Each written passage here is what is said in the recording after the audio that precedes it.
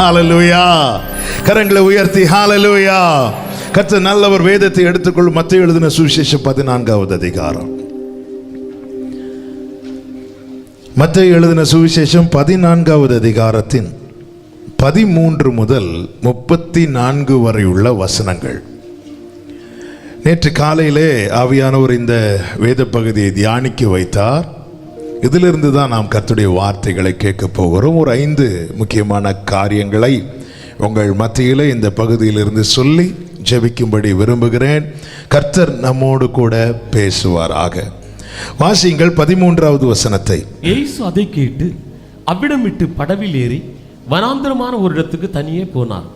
ஜனங்கள் அதை கேள்விப்பட்டு பட்டணங்களிலிருந்து கால்நடையாய் அவரிடத்துக்கு போனார்கள். யோவான் ஸ்நானகன் சிறை சேதம் பண்ணப்படுகிறான். அவனுடைய தலை துண்டிக்கப்படுகிறது. அவனுடைய சீஷர்கள் போய் அவனுடைய சரீரத்தை எடுத்துக்கொண்டு நல்லடக்கம் செய்கிறார்கள்.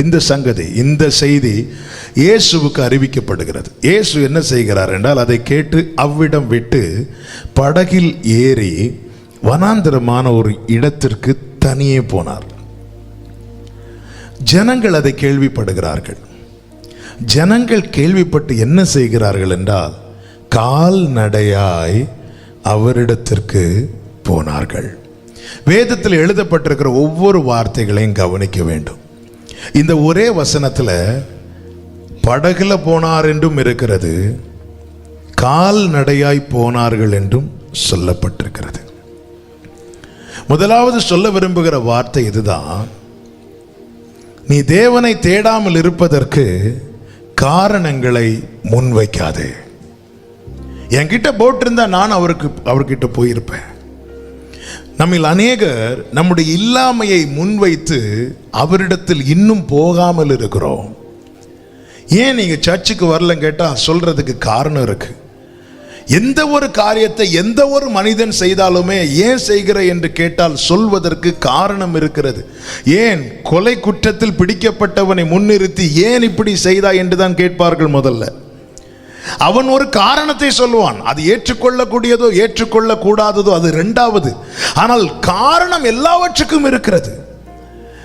கடந்த நாளிலே ஆவியானவர் காண்பித்த காரியம் இதுதான். அவர் படகில் ஏறி போனார்.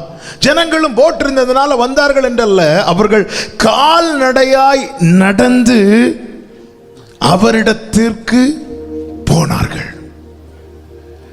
இவர்கள் நடந்து இப்படி வருவதை அடுத்த வசனத்தில் சொல்லப்பட்டிருக்கிறது. இயேசு கண்டு மனதுருகினாராம். இன்னைக்கு தேவனை தேடுவதற்கு ஏன் முடியலன்னு கேட்டா நம்மில் காரணங்கள் பல சொல்லுகிறோம். நாம் சொல்லுகிற காரணங்களில் ஒன்று என்னவென்றால் பலவீனம். இன்னொன்று என்கிட்ட வாகனம் இல்லை. இப்போ இந்த வசனத்தை வச்சு சொல்லணும்னா என்ன, எனக்கு சர்ச்சுக்கு வரணும்னு ஆசை, ஆனா எனக்கு என்ன இல்லை. என்ன சைலண்ட் ஆயிட்டீங்க? என்ன இல்லை? எனக்கு வாகனம் இல்லை. கால்நடையாய் நடந்து, அதாவது எனக்கு என்ன இருக்கிறதோ அதை நான் அவரை தேடவும் அல்லது அவரிடத்திற்கு போகவும் நான் பயன்படுத்துவேன். ஆனால் என்னை கண்டு அவர் மனதுருகுவார். உனக்கு கொஞ்சம் பலன் இருந்தும் நீ என் நாமத்தை மறுதலியாதபடியால் அவர் சொல்லுகிற வார்த்தைகளில் ஒன்று என்ன தெரியுமா? நான் உன்மேல் அன்பா இருக்கிறதை அறிந்து கொள்ளும்படி செய்வேன். அப்ப நம்ம இருக்கிறதை அவரை தேடுவதற்காக அவரிடத்தில் போவதற்காக பயன்படுத்துவோமானால் அவருக்கு என்ன ஆசை தெரியுமா?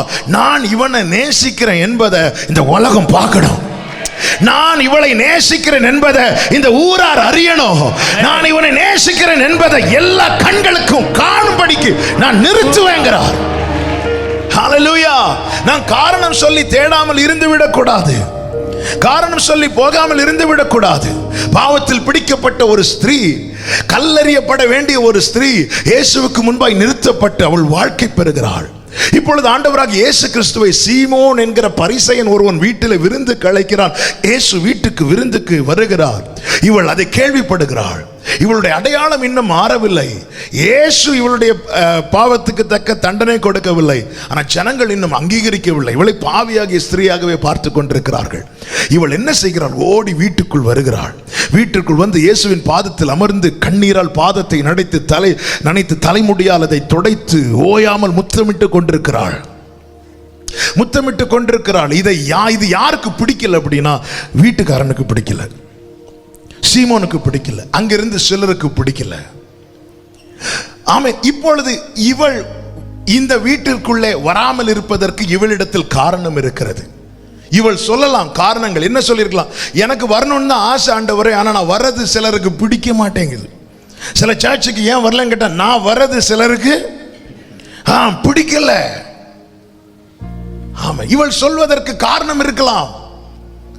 சரியான ரீசன்ல அவ சொல்றது, எஸ் எனக்கு வரணும்னு ஆசை இருக்கு, நான் வர்றது சீமோனுக்கு பிடிக்கல, வீட்டு ஓனருக்கு பிடிக்கல, நான் வர்றது பாஸ்டருக்கு பிடிக்கல, நான் வர்றது மற்றவங்களுக்கு பிடிக்கல, சீஷர்களுக்கு பிடிக்கல, நான் வர்றது சர்ச்சில் யாருக்குமே பிடிக்கல, அதனால நான் எதுக்கு சர்ச்சுக்கு வந்து கேட்கறதுக்கு ரீசன் நியாயமா தான் இருக்கு.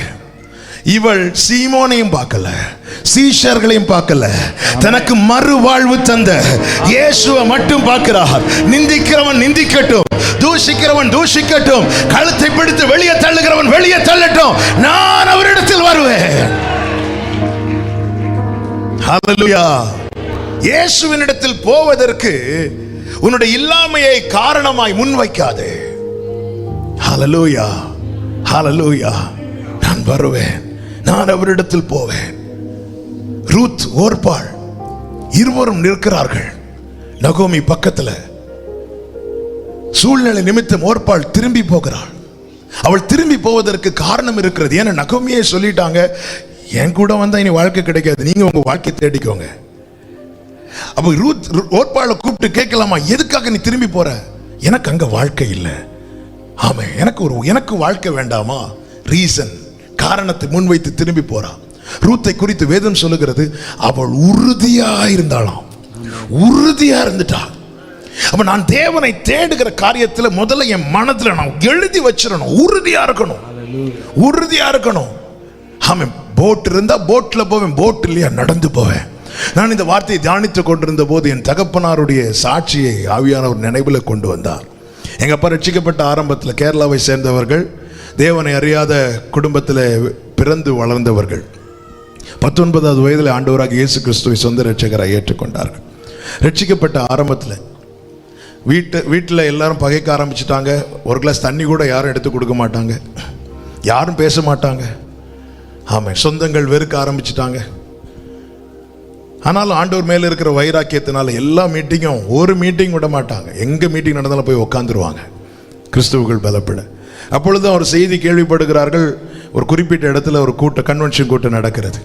அவர்கள் இருக்கிற இடத்துல இருந்து சில கிலோமீட்டர் தூரம் தள்ளி இருக்கிறது. அப்பொழுது என் தகப்பனார் என்ன பண்ணாங்க, அந்த பட்டணத்தில் ஒரு பெரியவர், அவரும் பெண்டிகாஸ்ட், அவரும் அந்த ஊர் சர்ச்சில் போகிறவர். அப்போ அவர் பெந்தேகோஸ்தே தானே, அவர்கிட்ட போய் நம்ம ஒரு ரூபா கேட்கலாம். ₹1 எதுக்காகனா பஸ்ஸில் போய் வருவதற்கு ₹1 கேட்டு போயிட்டு வரலாம் அப்படின்னு சொல்லிட்டு அவர்கிட்ட போய், எனக்கு இந்த மீட்டிங் அட்டன் பண்ணணும், எனக்கு ஒரு ₹1 கடனாக கொடுப்பீங்களா அப்படின்னு கேட்டிருக்கிறாங்க. அவர்கிட்ட கேட்குறது மாதிரி தான் அவரும். சில பார்த்துருக்கீங்களா, சில ஷர்ட்டு போட்டிருப்பாங்க, பாக்கெட்டில் என்ன ரூபா வச்சாலும் தெரிகிறதுக்குன்னு இந்த ஷர்ட்டை போட்டு பாக்கெட்டில். ஆனால் அவங்கக்கிட்ட இருந்து ஒரு காசை நம்ம எதிர்பார்க்க முடியாது. அவர் இப்படி தான் நடப்பார். அப்போ ₹1 கொடுப்பீங்களா, அந்த மீட்டிங் வர போயிட்டு வர. எங்கள் அப்பா என்ன நினச்சாங்கன்னா, பரவாயில்ல தம்பி கேட்குறானே, அப்போ கண்டிப்பாக என்ன ₹1 என்னப்பா ₹2 கூட வச்சுக்கோன்னு சொல்லி கொடுப்பாருன்னு பார்த்து, தம்பி இங்கே வான்னு சொல்லி தனியாக கூப்பிட்டு போனாராம். எங்கள் அப்பா நினச்சா தனியாக கூட்டிகிட்டு போய் தருவாராக இருக்கும். ஆமாம், அவர் தான் தனியாக கூட்டிட்டு போய் தருவார். வேறு யாராவது தனியாக கூட்டிருப்பானா இருக்கிறதையும் தனியாக கூட்டிட்டு போயிட்டு சொல்கிறாரு, இப்போ என்கிட்ட கேட்டது இருக்கட்டும், இனி என்கிட்ட மட்டும் இல்லை யாருக்கிட்டையும் சரி ₹1 கொடுத்துட்டு சொன்னாலாவது. சிலர் ஃப்ரீயாக அட்வைஸ் கொடுப்பாங்க, பார்த்துருக்கீங்களா? விழுந்து ஒருத்தங்க கிடக்கிறாங்க, போய் தூக்கி நிறுத்திட்டு விழாதுன்னு சொல்கிறது இருக்கு. சிலர் பக்கத்தில் சேர் போட்டு உக்காந்து, பார்த்து போக தெரியாதா, இப்படி அட்வைஸ் கொடுக்கறதுக்கு நம்ம சுற்றி எப்போவுமே ஒரு 10 பேர் ரெடியாக இருப்பாங்க. Amen. இவர்கள் தான் காரியத்துக்கு உதவாத வைத்தியர்கள். இவர் ₹1 கொடுத்துட்டு, சரி தம்பி, இப்போ நீ புதுசா வந்திருக்கிற இந்த மார்க்கத்தில் அறியாமையில் இருக்கிற, ஆனால் இப்படி யார்ட்டுமே கேட்கக்கூடாதுன்னு சொன்ன நியாயம். அவர் காசும் கொடுக்கல, ஃப்ரீயா ஒரு அட்வைஸ். எங்கள் அப்பாவுக்கு அவ்வளோ வருத்தம் ஆயிட்டு, வருத்தாகி நான் என்ன டீ காஃபி குடிக்கிறதுக்கா காசு கேட்டேன். மீட்டிங் அட்டன் பண்ண எங்கள் வீட்டில் எல்லாரும் என்னை பகைக்கிறாங்க, எனக்கு எந்த சோர்ஸும் கிடையாது. ஒரு மீட்டிங் போக தான் நான் காசு கேட்டேன். இவர் ஒரு பெண்டிகாஸ்ட் நினச்சி தான் நான் காசு கேட்டேன். இப்படி இருக்கிறாரு மனுஷன், எனக்கு எதுக்கு இந்த மார்க்கம் அப்படின்னு சொல்லிட்டு வயலோட ஒரு வயல்வெளி அப்படி ரொம்ப வேதனையில் நடந்து போகும்போது யாரும் அந்த இடத்துல கிடையாது. ஒருவருடைய கை அவர்களை தட்டி ஒரே ஒரு சத்தம் அவர்கள் காதில் கேட்டது. நான் உனக்கு கொடுத்த ரட்சிப்பின் மதிப்பு ₹1 தானா என்று கேட்டது. அவ்வளோதான். எங்கள் அப்பா உடஞ்செழுதுட்டாங்க. உடஞ்செழுது, சாரி ஆண்டவரே. அப்போ ஒரு தீர்மானம் எடுத்தாங்க. இப்போ நான் சொல்கிறேன், ஆண்டவரே, கடைசி வரை என்னுடைய எந்த ஒரு காரியத்துக்காக நான் இல்லைன்னா இருப்பேனே தவிர யாருக்கிட்டையும் கேட்க மாட்டேன்னு சொல்லிட்டு அவர்கள் கால்நடையா நடந்து, ஆமேன், பல கிலோமீட்டர் நடந்து போய் அந்த மீட்டிங்கில் போய் உக்காந்தாங்க. ஆமேன். அந்த மீட்டிங்கில் சாட்சி சொல்ல எழும்பி நிற்கும் போதுதான் பரிசுத்த ஆவியானவரால் நிரப்பப்பட்டு அபிஷேகத்தில் அவர்கள் அங்கே நிரம்பினார்கள். ஹல்லேலூயா. நாம் பல நேரத்தில் அவரிடத்தில் போகாதிருக்கிறதற்கு காரணங்களை சொல்லுகிறோம். நாம் சொல்லுகிற காரணங்கள் எதை காண்பிக்கிறது என்றால், அவர் தந்த ரட்சிப்புக்கு நாம் வைக்கிற கிரயமாய் காண்பிக்கிறது. அது விலையேறப்பட்ட ரத்தம் அல்லவா? எனக்கு போட் இருந்தா நான் போட்ல போறேன், போட் இல்லையா நான் நடந்து போவேன். ஹல்லேலூயா. எனக்கு சைக்கிள் வாங்கி தாங்க, நான் சர்ச்சுக்கு வரேன். பைக் வாங்கி தாங்க. இப்படி டிமாண்ட் பண்றவங்களுக்கு ஃப்ளைட் வாங்கி கொடுத்தாலும் சர்ச்சுக்கு வர மாட்டாங்க. ஏன்னா சர்ச் டைம்ல தான் ஃப்ளைட்டை தொடச்சிட்டு இருப்பாங்க. சில பார்த்துருக்கீங்களா, சர்வீஸ் டைம் தான் பைக்கை.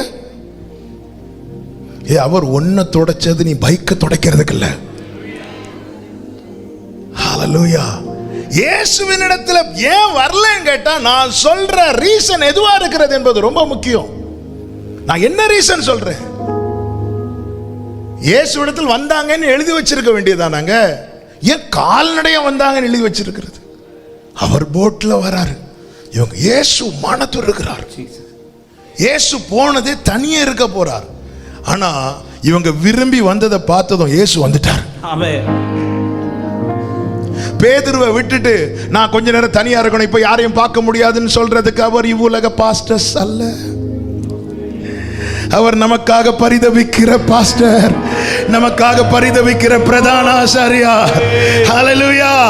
அவர் தனியே இருக்க போறார். ஆனா என் பிள்ளைங்க நடந்து வந்துட்டாங்கன்னு பார்த்தது இயேசு வந்துட்டார். என்ன காரணம் சொல்றோம்? நாம் சொல்ற காரணங்கள் ஏற்புடையதா? ஹல்லேலூயா. ஆமா, இங்க ஆராதனை நடந்து கொண்டிருக்கும் போது நான் வெளியே கொஞ்ச நேரம் நின்றுட்டு இருக்கிற ஆவியானவர் என் சிந்தையில் ஒரு வார்த்தையை கொண்டு வந்தார். என் இருதயம், ஆமென், ஈசாக்குக்கு பதிலாக ஆட்டுக்கடை வந்துச்சு. நேச பிள்ளைக்கு பதிலாக, கீழ்ப்படிந்த பிள்ளைக்கு பதிலாக, ஆபிரகாமின் சந்ததிக்கு பதிலாக, பழைய ஏற்பாட்டில் பதிலாக யாருக்கு பதிலாக என்று பார்த்தால் ஈசாக்குக்கு பதிலாக, புதிய ஏற்பாட்டில் யாருக்கு பதிலாக அவர் அடிக்கப்பட்டார்னு பார்த்தா பரபாசுக்கு பதிலாக, பரபாசுக்கு பதிலாக, பழைய ஏற்பாட்டில் ஒரு நீதிமானுக்கு பதிலாக அவர் அடிக்கப்பட்டார். புதிய ஏற்பாட்டில் இந்த பரபாசுக்கு பதிலாக, இந்த பரபாசுக்கு நான் விடுவிக்கப்பட எனக்கு அவர் கொடுத்த கிரயம் என்பது, ஆண்டவரே நான் நடந்தாவது வந்துருவேன் ஆண்டவர் உங்ககிட்ட. ஹல்லேலூயா. நான் சொல்ற ரீசன்லாம் ரீசனா? நீங்க ஏங்க ஜெர்மன்லனா நாம எவ்வளவு ரீசன் சொல்றோம். இவர்கள் காரணங்களை முன்வைக்கவில்லை, இவங்க கால்நடையா போறாங்க. ஹல்லேலூயா. கார் இருந்தா கார், பைக் இருந்தா பைக், சைக்கிள் இருந்தா ஒண்ணு இல்லையா நான் நடந்து போவேன், எனக்கு பலந்து. உன்னால் நடக்க முடியலையா, நான் போகணும்னு வாஞ்சித்தான் 4 பேரை சுமந்து கொண்டு வந்து நிறுத்துவா. கட்டில் கடையாய் கிடந்த அந்த திமிர்வாத காரனை 4 பேர் சுமந்து கொண்டு வந்து உள்ளே வருவதற்கு இடம் இல்லாதிருந்தும் கூரையை பிரித்து இறக்க தேவன் அனுமதித்தாரே. அந்த வீட்டில் இயேசு மட்டும் இல்லாம இருந்திருந்தா, அந்த வீட்டில் இயேசு மட்டும் இல்லாம இருந்திருந்தா ஓட பிரிச்சதுக்கு அந்த 4 பேர் பிளஸ் 1 5 பேர் ஜெயில இருந்திருப்பாங்க. ஆமென். ஹல்லேலூயா. இன்னைக்கு தேவ சமூகத்தை நாம் அனுபவிக்க ஒரே காரணம் இயேசு மட்டும்தான். இயேசு மட்டும்தான். ஹல்லேலூயா. எல்லாரும் என்கிட்ட வாங்கன்னு சொல்லி கூப்பிட்டவர் ஒரே ஒருவர் மட்டும்தான். ஆமென். இயேசு கிறிஸ்து மட்டுமே. அவரிடத்துல போனோம். அவர் இருக்கிற இடம் வரைக்கும் அவர்கள் வரவில்லை. அவரிடத்தில் போக வந்தபோது இயேசு வந்துட்டார். இப்போ இரண்டு பேரும் ஒரு குறிப்பிட்ட இடத்துல சந்திக்கிறாங்க. இந்த இடம் தான் பெத்தேல். இதுதான் ஆராதனை கூடம்.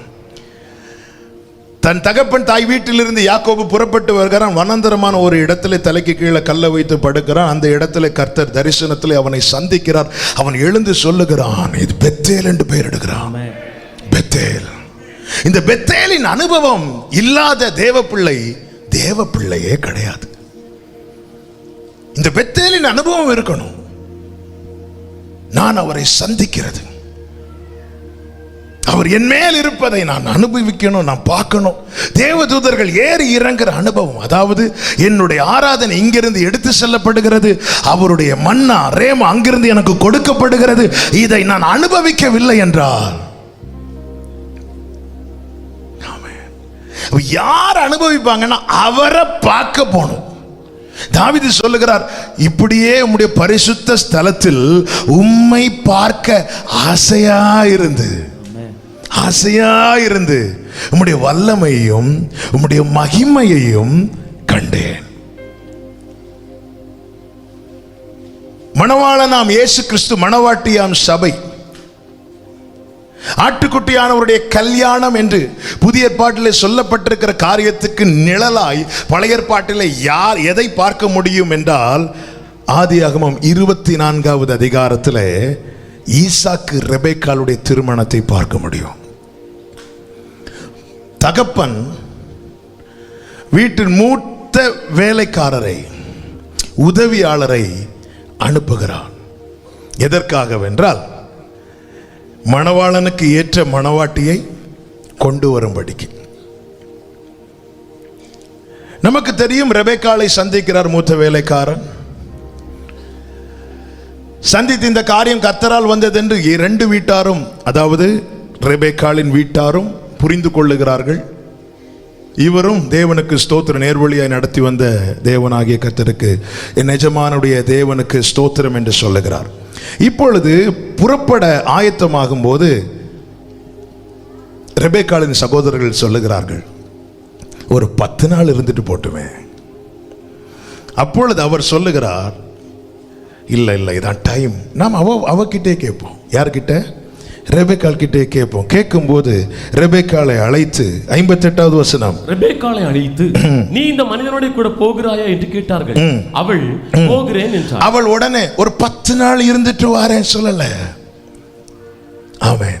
நம்மில் அநேகர் இப்படி சொல்றோம்ல, ஆண்டவர் நம்ம கிட்ட சில காரியங்களை சொல்லும் போது, ஆண்டவர் அடுத்த மாசத்திலிருந்து நான் ஒழுங்காயிருவேன் ஆண்டவரே, இல்ல இந்த காரியத்தை விடுன்னு சொன்னா இன்னொரு 10 நாள் ஆண்டவர், இவ்வளவு நாள் பொறுத்துட்டீங்களா ஆண்டவரே, இன்னொரு 10 நாள், இன்னொரு 2 நாள். சிலர் பாத்தீங்களா, பர்த்டே வருதுன்னா 2 நாளைக்கு முன்னாடி, ஆண்டவர் இந்த 2 நாள் மட்டும் இருக்கட்டும், புதிய வருஷத்திலிருந்து பாருங்க எப்படி இருக்கிறேன். அப்படியே தான் இருப்போம். வருஷ கடைசி ஆச்சுன்னா, ஆண்டவரே நான் சினிமாவை இந்த டிசம்பர் 31 வரை தான் பார்ப்பேன், 31ஆம் தேதி மத்தியானம் நான் பார்க்கிற படம் தான் கடைசி படமா இருக்கும், அதுக்கப்புறம் புதிய படம். இப்படி எத்தனை தீர்மானங்கள், எத்தனை காரியங்கள். ரெடியா? எஸ். இப்படி சொல்லுகிறவள் தான் மணவாட்டி. ஆமென். ரெடியா? எஸ். வீட்டு காரியத்தை ஒழுங்குபடுத்தும் ஆண்டவரே சொல்லுகிறவன் அல்ல மணவாட்டி. ஆண்டவர், நான் உமக்கு முன்பாக எப்படி நடந்தேன் என்பதை நினைத்துக் கொள்ளும் சொல்லி சுவர்புறமாய் திரும்புகிறவன் அல்ல மணவாட்டி. ரெடியா? எஸ். ஆமென். ஆப்ஷன் ரெபெக்காளோடது. 2 ஆப்ஷன் இருக்கு. அவகிட்டே கேட்போம், ஓகே நீ வரியாமா, இல்ல 10 நாள் கழிச்சு வரியா? வரேன். கண்டடையத்தக்க சமயத்தில் தேடுங்கள். ஆமென். கண்டடையத்தக்க சமயத்தில் தேடுங்கள். அவள் புறப்படுகிறாள். அடுத்த வசனம், 61வது வசனம். அப்பொழுது ரெபேக்காளும் அவள் வேலைக்காரர்களும் எழுந்து ஒட்டகங்கள் மேல் ஏறி அந்த மனிதனோட கூட போனார்கள். இப்போ ரெபேக்காள் தன் வீட்டிலிருந்து புறப்படுகிறாள். அடுத்த வசனம் என்ன சொல்லுகிறது? 62வது வசனம். ஈசாக்கு தென் தேசத்தில் குடியிருந்தான். அப்பொழுது அவன், எப்பொழுது அவன், அதுக்கு முந்தின வசனம், ரெபேக்காள் தன் வீட்டிலிருந்து ஈசாக்கை சந்திக்க புறப்பட்ட போது இவ்விடத்திலிருந்து ஈசாக்கு புறப்படுகிறான். லகாய் ரோய் என்னப்பட்ட துறவின் வழியாய் புறப்பட்டு வந்தான். அடுத்த வசனம். ஈசாக்கு சாயங்கால வேளையிலே தியானம் பண்ண வெளியில் போயிருந்து. அப்ப நல்ல கவனிங்க, இங்கே மணவாளனை சந்திக்க புறப்படும் போது அங்கே இருக்கிற மணவாளன் மணவாட்டியை சந்திக்க புறப்பட்டு வருகிறார். என கேட்கிற ஒவ்வொருவருக்கும் சொல்லுகிற, நம்முடைய வாழ்க்கை என்பது பயணம். நம்ம சும்மா இருக்கிறது போலதான் இருக்கும், ஆனா நாள் ஓடிட்டு தான் இருக்கிறது. ஹல்லேலூயா. நாட்கள் ஓடிட்டு தான் இருக்கிறது. பேட்டரி தீர்ந்தா கிளாக் ஓடாது. கிளாக் ஓடாததுனால நேரம் ஓடலன்னு அர்த்தம் கிடையாது. 11 o'clock பேட்டரி ஸ்டாப் ஆயிட்டு இனி நம்ம எப்போ பேட்டரி போடுவோமோ அதுக்கப்புறம் தான் 11, 1, 11, 2 இப்படி வரும். பேட்டரி ஸ்டாப் ஆனதுனால நேரம் ஓடலன்னு அர்த்தம் கிடையாது. அது ஓடிட்டு தான் இருக்கிறது. வாழ்க்கை என்பது பயணம். அது உருண்டு போய்கொண்டுதான் இருக்கிறது. ஆனால் நம்முடைய வாழ்க்கை எதை நோக்கி போகிறது என்பது முக்கியம். என்னுடைய வாழ்க்கை மணவாளனை நோக்கி தான் போகுமானால் என்னை வரவேற்க ஆள் உண்டு. வேற எங்க போனாலும் என்னை வரவேற்க ஆள் கிடையாது. ஹல்லேலூயா, ஹல்லேலூயா. வெளிநாட்டில இருந்தெல்லாம் பல மாதங்கள் வருடங்கள் கழித்து ஊருக்கு வரும்போது வரவேற்க ஆட்கள் நிற்பாங்க. ஹல்லேலூயா. யாருமே வரவேற்க வரலன்னா அது வேதனை. ஹல்லேலூயா. இப்படிதான் ஒரு தேவ மனிதர் ஒரு குறிப்பிட்ட ஊர்ல மிஷனரியா போயிட்டு திருப்பி கப்பல் ஏறி சொந்த ஊருக்கு வரும்போது கரை நெருங்க போகிறதுக்கு தூரத்திலிருந்து பார்க்கும்போது திரள் கூட்டத்தார் நல்ல மேள வாத்தியங்கள்லாம் வாசிச்சுட்டு இருக்கிறாங்க. இவருக்கு சந்தோஷம். பரவாயில்ல, ஆண்டவரை ஊழியம் முடிச்சுட்டு இத்தனை ஆண்டுகள் கழித்து வருகிறேன், ஆமீன், என்னை வரவேற்க இத்தனை பேரான்னு சொல்லிட்டு இவங்க வந்து இவர் இறங்குனா இவரை வரவேற்க வரல, அதே ஷிப்பில் இன்னொரு பெரிய மந்திரி ஒருத்தர் வாராரு, அவரை வரவேற்க. இவருக்கு ரொம்ப வேதனை ஆயிட்டு. ஆண்டவரே, என் வீட்டார் கூட வரலையே, ஆண்டவரே ஒருத்தர் கூட வரலையே, நான் டூருக்காக போயிட்டு வரேன், உங்கள் சேவைக்கு தானே, உங்களுக்கு தானே சேவை செஞ்சுட்டு வரேன், ஒருத்தர் கூட வரலையேன்னு சொல்லி வேதனையோடு நடக்கும்போது ஆண்டவர் பேசுகிறாரு, அந்த மினிஸ்டர் அவருடைய ஊருக்கு வந்தபோது அந்த ஜனம் அவரை வரவேற்கிறாங்க. நீ உன் வீட்டுக்கு வந்து பாரு, உனக்கு வரவேற்பு எப்படி இருக்குன்னு பாரு. ஹல்லேலூயா. அதுதானே ஊரார் அத்தனை பேரும் கையில கல்லை எடுத்து பல்ல கடிச்சு ஸ்தேவான் மேல எரிகிறதற்கு ஆயத்தமான போது அவன் ஆவியில் நிறைந்து வானத்தை அண்ணாந்து பார்க்கிறான். அங்கே பிதாவின் வலது பார்சத்திலே மனுஷகுமாரன் நிற்கிறதை பார்க்கிறான். அதன் அர்த்தம் என்ன? என்னை வரவேற்க அவர் தூதர்களை கூட விடமாட்டார், அவரே அழைத்து செல்வார். ரெபேக்காள் புறப்பட்ட செய்தி யாரு ஈசாக்குக்கு சொன்னான்? போன் இருந்துச்சா? போன் இருந்துன்னா அவர் வேலைக்கார போன் அடிச்சிருப்பார், கிளம்பிட்டா ரெடி ஆயிரு. பொண்ணு வீட்டிலேருந்து கிளம்பிட்டாங்க, எல்லாரும் ரெடி ஆயிரு. அவ வரும்போது ஜோம் பண்ண மாதிரி காட்டணும்ல. பொண்ணு வீட்டிலேருந்து இல்லை, அவ புறப்பட்டதும் அப்பொழுது ஈசாக்கு. நம்முடைய பாதை எதை நோக்கி போயிட்டு இருக்கிறது என்பது ரொம்ப முக்கியம். எனவேதான் எபிரேயர் 12:1 சொல்லப்பட்டிருக்கிறது, இயேசுவை நோக்கி, விசுவாசத்தை துவக்குகிறவரும் அதை முடிக்கிறவருமாய் இருக்கிற இயேசுவை நோக்கி நமக்கு நியமித்த ஓட்டத்திலே. ஒட்டகத்தில் வந்தா போதும், குதிரையில வர வேண்டாம், பொறுமையாவா. சிலர் வேகமா ஓடி எங்கேயோ போய் நிக்கிறாங்க, வரவேற்க ஆள் இல்ல. நீ ஒட்டகத்தில் வா, நீ பொறுமையா வா, ஒவ்வொரு ஸ்டெப் எடுத்து வை. எப்படி எடுத்து வைக்க?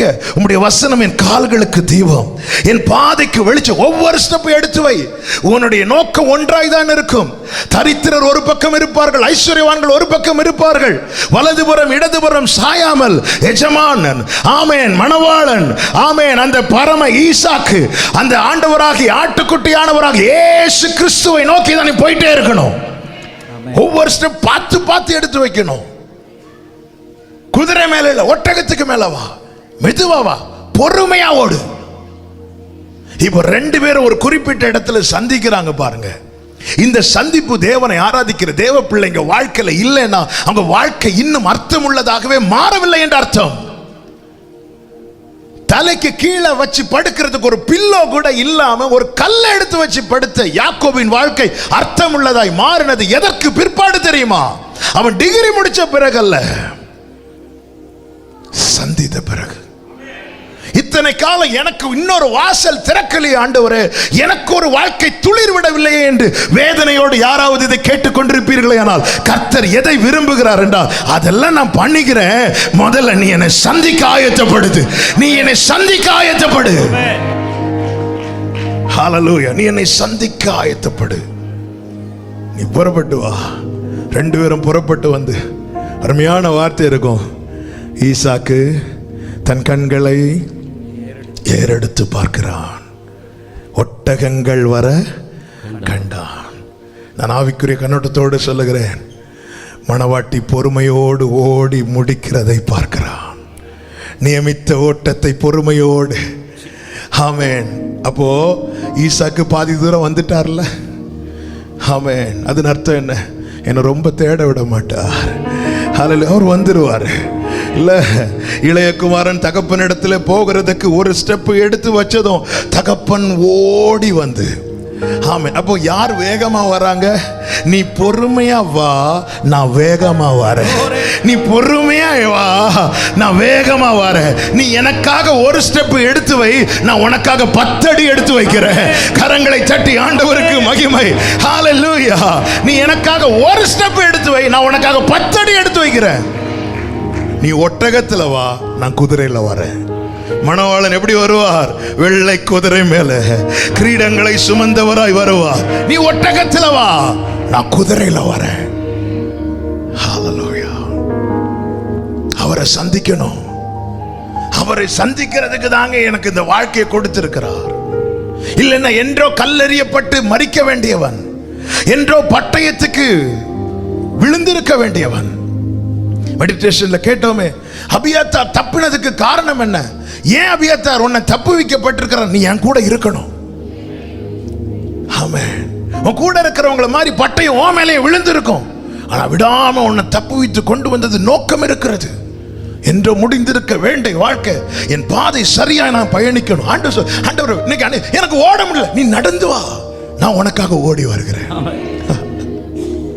நீ நடந்து வா, நான் உனக்காக ஓடி வர்றேன்.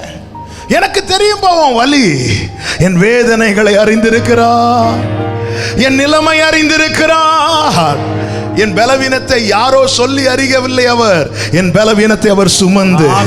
ஓகே, இவன் தலைவலி இருக்கு, இவன் தலைவலியில எவ்வளவு கஷ்டப்படுறான் என்பதை என் தலைவலி அவர் சுமந்து பார்க்கிறார். ஐயோ, என் பிள்ளை எவ்வளவு கஷ்டப்படுறான். அதனாலதான் அவர் தாமே சோதிக்கப்பட்டு, எனக்கு கால் வலிக்கும் போது கால் வலியை எப்படி இவன் அனுபவிக்கிறான் என்பதை அவர் தாமே சுமந்து, இந்த கால் என் பலவீனத்தை சுமந்து. அதாவது நம்ம ஒரு வெயிட்டை தூக்கிட்டு இருக்கிறோம், நல்ல வெயிட்டோ அப்படின்னு கேட்டா என்ன சொல்ல? கொஞ்சம் தூக்கி பார்க்குறீங்களா?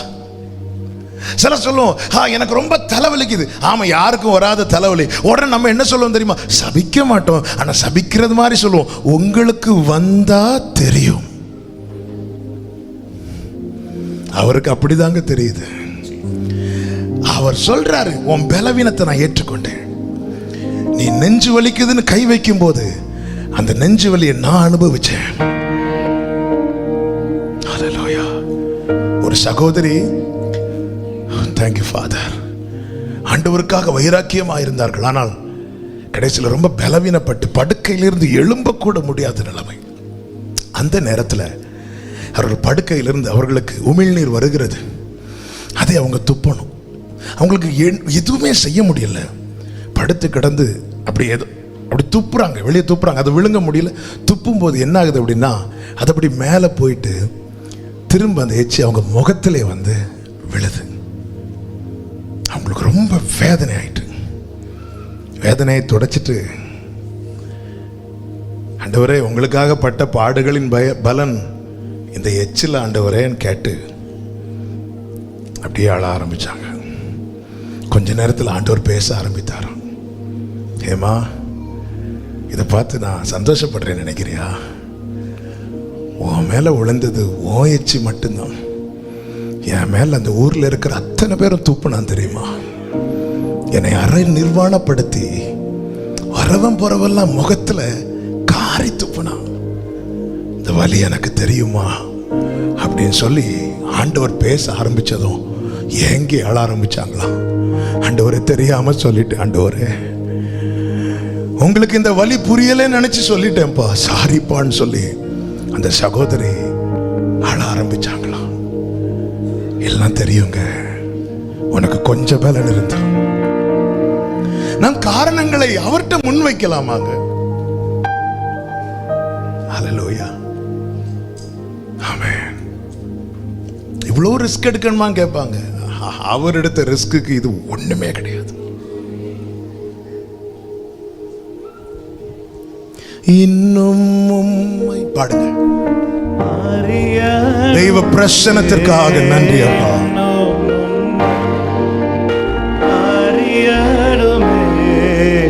இன்னும் கிட்டி சேரணுமே, க்ளோரி சேரணும். கைகளை உயர்த்தி சொல்லுவோம், பிரசன்னம் தேவ பிரசன்னம். ஹல்லேலூயா,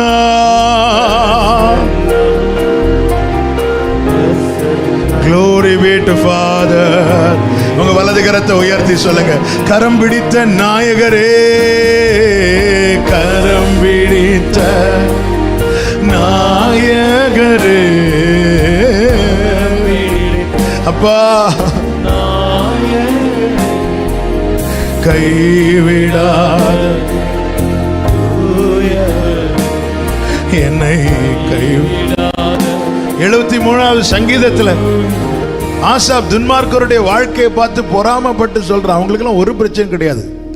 ஒரு பிசினஸ் தொடங்கினா சர்ன்னு வளர்றான். அவனுக்கு நஷ்டம்னா என்னன்னு தெரியாது, வியாதினா என்னன்னு தெரியாது, எல்லாத்துலயும் டாப்ல இருக்கிறான். ஆனா கீழே படிக்கும்போது சொல்றான், ஒரு நிமிஷத்துல ஆளை காணல, எவ்வளவாய் பாழாய் போகிறார்கள். என்ன அதன் அர்த்தம்? அவங்க பயணத்துக்கு முடிவில்லை. முடிவில்லைன்னா அது எண்டு, அதோட முடிஞ்சு.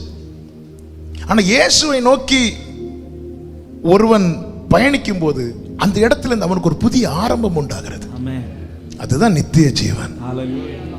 அதனாலதான் ஆசாப் சொல்றா, ஆண்டவரே நிறைய பேர் இந்த வழியா திரும்பினாலும் நான் உம்மோடு இருக்க விரும்புகிறேன். எனக்கோ தேவனை அண்டிக் கொண்டிருப்பதே நலம். நான் நாள்தோறும் வாதிக்கப்பட்டாலும் காலைதோறும் தண்டிக்கப்பட்டாலும் எனக்கோ தேவனை அண்டிக் கொண்டிருப்பதே நலம்.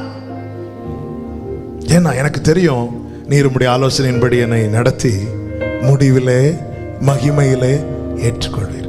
நான் அவரை நோக்கி புறப்படுவேனால் என் வாழ்க்கையில் ஒரு சந்திப்பு உண்டாகும். அந்த சந்திப்பு என்னுடைய நித்தியத்தை குறித்த நிச்சயத்தை கொடுக்கும்.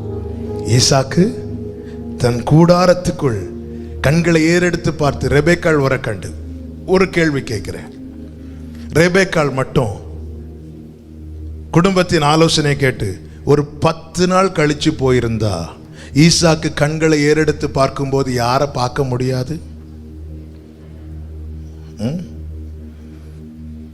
கண்டடையத்தக்க சமயத்தில் அழைப்பு வந்துட்டுன்னா எஸ் சொல்லிடணும். என்னுடைய எஸ்ஸுக்குன்னு ஒரு வேல்யூ இருக்கு, என் கண்ணீருக்குன்னு ஒரு வேல்யூ இருக்கு. அதான் எல்லாவற்றுக்கும் ஒரு காலம் உண்டு.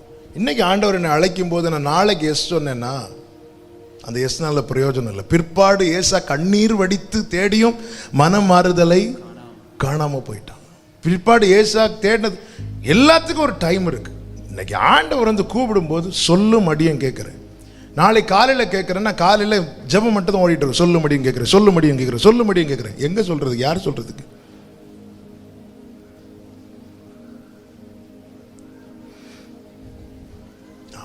காரணங்களை முன்வைக்காதே. நீ முன்வைக்கிற காரணங்கள் நிமித்தம் நீ நஷ்டப்பட்டதை குறித்து நாளை அழ வேண்டிய சூழ்நிலை வராதபடி ஜாக்கிரதையார். இரண்டாவது பாருங்கள், நேரம் போகிறதுனால நான் சொல்லுகிறேன், கர்த்தர் நல்லவர். 15வது வசனத்தை வாசிங்கள்.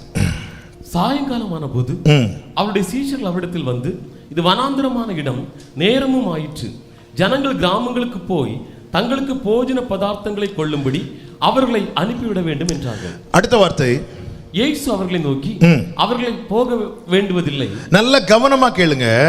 இப்போ இங்க ஒரு தேவை வந்துட்டு, தேவை வந்தது. சீஷர்கள் என்ன சொல்றாங்க அப்படின்னா, ஜனங்களை அனுப்பிவிடும். இங்கே சொல்ல வருகிற வார்த்தை இதுதான், உன் தேவை சந்திக்கப்பட வேண்டும் என்பதற்காக தேவனை விட்டு போயிடாத. ஹல்லேலூயா. சண்டே வேலை பார்த்தா எக்ஸ்ட்ரா 1000 ரூபாய் தாரேன். இப்போ 2 ஆப்ஷன் இருக்கு. ஒன்று, நான் அவர் சமூகத்தில் வந்து இருக்கணும், இல்லைன்னா அவரை விட்டு போய் அந்த 1000 ரூபாய்க்காக போய் நிற்கணும். நாம் எதை தெரிந்தெடுக்கிறோம்? 2 எஜமானுக்கு சேவை செய்யக்கூடாது. என் தேவை சந்திக்கப்பட வேண்டும் என்பதற்காக நான் அவரை விட்டு போகிறவனாய் காணப்படாதபடிக்கு எச்சரிக்கிறார். ஆண்டவர் சொல்ற, அவங்களை அனுப்பிடாதேங்கிறார். நமக்கு தேவை ஜாஸ்தினா உலகம் அனுப்புறதுல ரெடியா இருக்கும், அவர் மட்டும்தான் அமர வைக்கிறதுல ரெடியா இருப்பார். அவங்களை அமர வைங்கிறார். என் ஜனங்களுக்காக நான் பரிதபிக்கிறேன் என்று மார்க் 8 சொல்லப்பட்டிருக்கிறதை நம்மால் பார்க்க முடியும். அவர்கள் என்னிடத்தில் வந்திருக்கிறார்கள். தேவை சந்திக்கப்பட தேவனை விட்டு விடாத. உன் காரியம், உனக்கு என்ன தேவையோ அதை அவரிடத்தில் தேடு. வாக்கு தத்தங்கள் ஆம் என்றும் ஆமேன் என்றும் அவருக்குள்ளதான் இருக்கு. அவருக்குள்ள இருக்கிறத நீ அவரை விட்டுட்டு தேட போகாத. அப்படியே கிடைத்தாலும் அதனால உனக்கு ஒரு லாபமும் இல்லை. இயேசுவின் பாதத்தில் ஒருவள் பரிமள தைலத்தை உடைத்து ஊட்டுகிறாள். இதை யூதாஸ் பார்த்து கொண்டிருக்கிறான். இந்த சம்பவம் மத்தேயு 26 யோவான் 12 சொல்லப்பட்டிருக்கிறதை பார்க்க முடியும். உடைத்து ஊட்டுறதும் அதை அவன் கால்குலேட் பண்ணிட்டான். யோவான் 12வது அதிகாரம் அதனுடைய 4 முதல் வேகமாய் வாசியுங்கள். அப்பொழுது அவருடைய சீஷரில் ஒருவனும் அவரை காட்டிக் கொடுக்க போகிறவனான சீமோனுடைய குமாரனாகிய யூதாஸ் காரியோத்து இந்த தைலத்தை 300 பணத்துக்கு விற்று, இந்த தைலத்தை 300 பணத்துக்கு விட்டு தரித்திரர். அப்ப அவன் கால்குலேட் பண்ண ஆரம்பிச்சுட்டான், இதை வித்தா என்ன கிடைக்கும்? 300 பணம். 300 பணம் நம்ம ஊர் 300 ரூபாய் கிடையாது. அங்கே ஒரு நாள் கூலி வந்து 1 பணம்னா கால்குலேட் பண்ணிக்கோங்க. 5000 பேர் இருக்கிறாங்க. சீஷர்கள் வந்து சொல்லுவாங்க 200 பணம் கூட பத்தாது. அப்போ ஓரளவுக்கு 200 பணம் இருந்தால் 5000 பேருக்கு என்ன பண்ணிடலாம்? சாப்பாடு போட்டுடலாம். அப்போ இவர் கால்குலேட் பண்ணுறார். ஓகே, 300 பணம் இதை விற்று தரித்திரருக்கு கொடுத்திருக்கலாம் அப்படிங்கிறாரு. ஆனால் பைபிள் சொல்லுது அடுத்த வசனம், அவன் தரித்திரரை குறித்து கவலைப்பட்டு இப்படி சொல்லாமல் அவன் திருடனாய் இருந்தபடியினாலே பணப்பையை வைத்துக் கொண்டு அதிலே போடப்பட்டதை சுமக்க அவன் தான் பணப்பை வச்சிருக்கிறான். அப்ப தரித்திரருக்கு கொடுக்கறதுக்கு 300 ரூபாய் கலெக்ட் பண்ணா ஒரு 250 ரூபாய் தரித்திரருக்கு கொடுத்துட்டு ஒரு 50 பணத்தை எடுத்துடலாம். இல்லை, எடுத்ததை யார்கிட்டையும் காட்ட வேண்டாம். 250 கொடுத்ததை மட்டும் போட்டோ எடுத்து ஃபேஸ்புக்லையும் போட்டு இவங்க எல்லாம் என்ன ஒர்க் பண்றாங்க.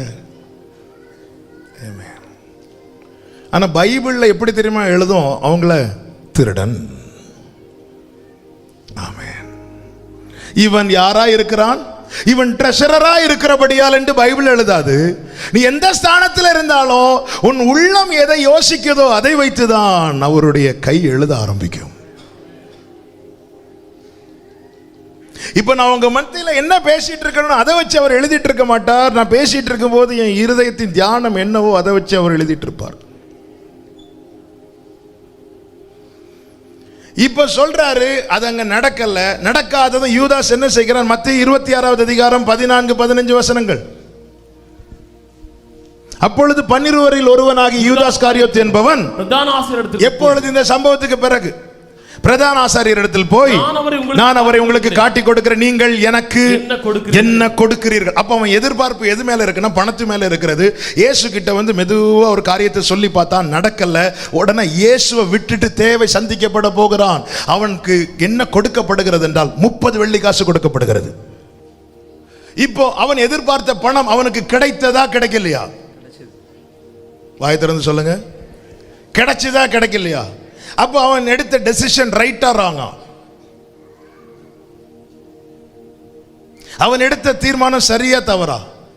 அவன் ஒரு தவறான தீர்மானத்தை எடுத்து பணம் கிடைக்கும் பார்த்தாங்க, பணம் கிடைக்காம போச்சு. அதனால அவன் எடுத்த தீர்மானம் தவறு என்று சொன்னால் ஓகே, நியாயம். ஆனால் அவன் நினைத்தது போல பணம் இயேசுட்ட வந்து பார்த்தான், கொஞ்ச நேரம் இருந்து பார்த்தான், கிடைக்கல. இயேசுவை விட்டு போறான், இயேசுக்கு எதிரான ஒரு கூட்டத்தில் போய் சேர்றான்.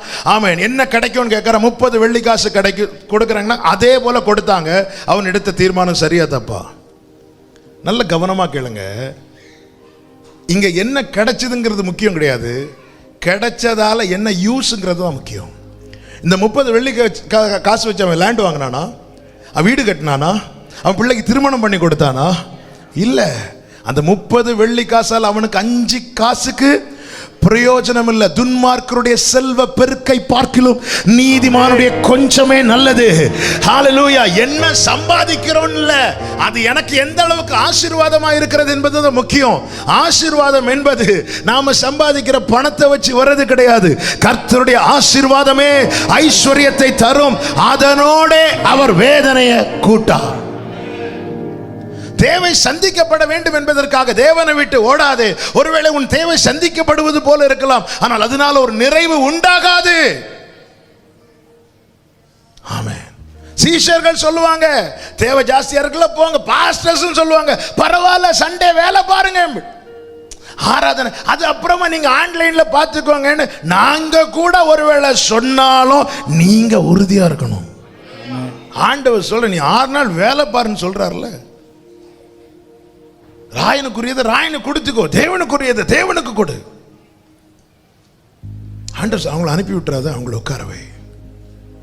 தேவை பெருகும் போது கர்த்தர் என்ன செய்ய வைக்கிறார் பாருங்கள். புல்லின் மேல உட்கார வைக்கிறார். 1ஆம் தேதி காலையில் சொன்ன வார்த்தையை நான் ஒரு விஷயம் கூட சொல்லுகிறேன். அந்த இடத்துல இயேசு இருக்கிறார், அந்த இடத்துல புல் இருக்கிறது. அவர் யாரு? மேய்ப்பர். நல்ல மேய்ப்பர் இருக்கிற இடத்துல நல்ல மேய்ச்சல் இருக்கும். அவர் எனக்கு நல்ல மேய்ப்பரானால் அவர் இந்த மேய்ச்சல் மேலதான் என்னை உட்கார வைப்பார். வேற எங்கேயும் உட்கார். நான் இருப்பது வனாந்தரமா இருந்தாலும் எனக்கு தெரியும் நான் இருப்பது புல்லின் மேல் உட்கார்ந்து இருக்கிறேன்.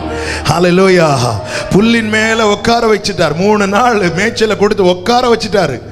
ஆமா, நான் மேய்ச்சலை கொடுத்தது வேற எங்கே போய் வாங்கிட்டு வர்றதுல உட்கார வைனாங்க. புல்லின் மேல் அவர்களை உட்கார வைத்து. 19வது வசனத்தை வாசிங்க. அப்பொழுது அவர் ஜனங்களை புல்லின் மேல் பந்தியிருக்க கட்டளையிட்டு அந்த 5 அப்பங்களையும் அந்த 2 மீன்களையும் எடுத்து வானத்தை ஆண்டவர் சொல்றாரு, காண்பித்து கொடுக்கிற. ஆண்டவருடைய ஸ்பெஷாலிட்டி அதுதான். அவர் சொல்றவர் மாத்திரமல்ல, காண்பித்து கொடுக்கிறவர்.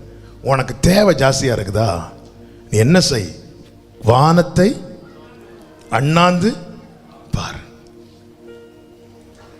எனக்கு ஒத்தாசை வரும் பர்வதங்களுக்கு நேராக கண்களை. நீ பக்கத்து கிராமத்துக்கு போனாலும் கதை நடக்காது. இந்த புல்லின் மேல், இந்த மேய்ச்சலின் மேல நீ உட்கார்ந்து கண்களை மேல ஏறெடுத்து பார்த்தால், அடுத்த வசனத்தை வாசிங்க. 20வது வசனம். எல்லாரும் சாப்பிட்டு திருப்தி அடைந்தார்கள். திருப்தி உண்டாகும், மீதி எடுக்க முடியும்.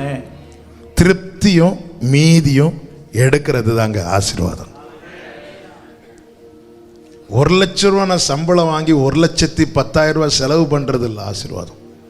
5,000 ரூபாய் வாங்கினாலும் 100 ரூபாய் மீதி எடுக்கிறேன்னு அது ஆசீர்வாதம்.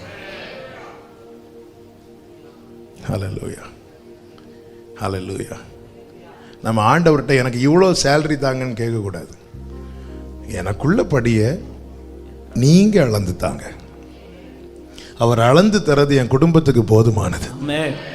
மற்றவங்க வந்து சொல்லுவாங்க, இல்லை ஏய் உன் கூட தானே படித்தான் பாரு, அவன் எவ்வளோ சேலரி வாங்குறான் பாரு. நீங்கள் உடனே ஆமாம் 1 2. சிலர் மைண்ட்லேயே ஃபிக்ஸ் பண்ணிடுவாங்கல்ல. ஆமாம், 1 மனைவி,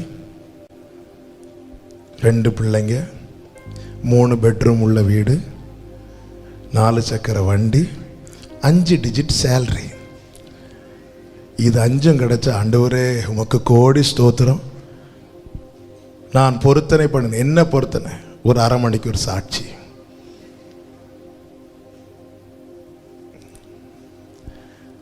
எனக்குரியதை நீங்க அளந்து கொடுங்க, அவ்வளோதான். அவர்கிட்ட நம்பரை போட்டு அவர் தரதையும் வாங்காம போயிடாதீங்க. இல்லை, அவர்கிட்ட நம்ம என்ன சொல்றோம்? நம்பரை போட்டு. அவருக்கு ஆலோசனைக்காரனா இருந்தவன் யார்?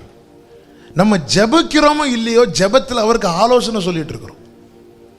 ஆண்டவரே, அவன் காலையில் இப்படி போகிற வழியில், அந்த வழியிலே ஆண்டவரே நீர் பிழையாமை வழியிலே சந்தித்தது போல, சவுலை வழியிலே ஒரு ஒளி வந்து அவன் கண்ணை அடித்து கீழே போட்டு கரெக்டாக அவருக்கு ரூட்டு எப்படி, அதாவது அவர் மறந்துட்டாராம் வசனத்தை.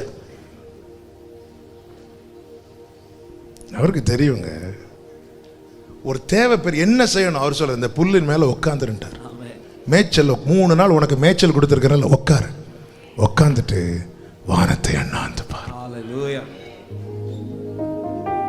அவ்வளவுதான். திருப்தி, மீதி. 2 வார்த்தையை சொல்லுங்க, சத்தமா சொல்லுங்க, வாய் திறந்து விசுவாசத்தோட சொல்லுங்க. திருப்தி, மீதி.